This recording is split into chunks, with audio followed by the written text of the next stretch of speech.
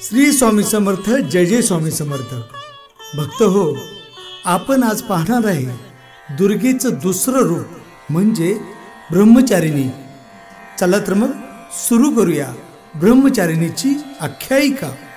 नवशक्तीपैकी ब्रह्मचारिणी हे दुर्गेचे दुसरे रूप आहे। येथे ब्रह्म या शब्दाचा अर्थ तपस्या आहे। ब्रह्मचारिणी म्हणजे तपाचं आचरण करणारी।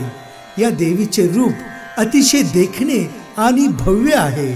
तिच्या उजव्या हातात जपमाळा आणि डाव्या हातात कमंडलू असतो।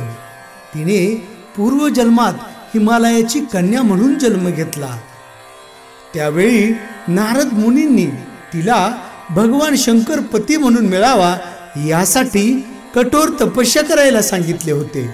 या तपस्येमुळे या देवीला तपश्चारिणी किंवा ब्रह्मचारिणी असे म्हणतात। अनेक वर्ष कठोर तपश्चर्या केल्यामुळे तिचे शरीर क्षीण झाले होते। तिची ही तपस्या पाहून त्रिलोकात हाहाकार उडाला। सर्व देवदेवता तिच्या तपस्येची प्रशंसा करू लागले। शेवटी ब्रह्मदेवाने तिला आकाशवाणीद्वारे संबोधित करून सांगितले की, हे देवी, तुझी मनोकामना लवकरच पूर्ण होईल। भगवान शंकर तुला पती रूपात प्राप्त होतील। आता तू तपस्या सोडून लवकर घरी जा। लवकरच तुझे पती तुला घ्यायला येतील, असा वर त्यांनी दिला। ब्रह्मचारिणी ही देवी भक्तांना अनंत फळे देणारी आहे।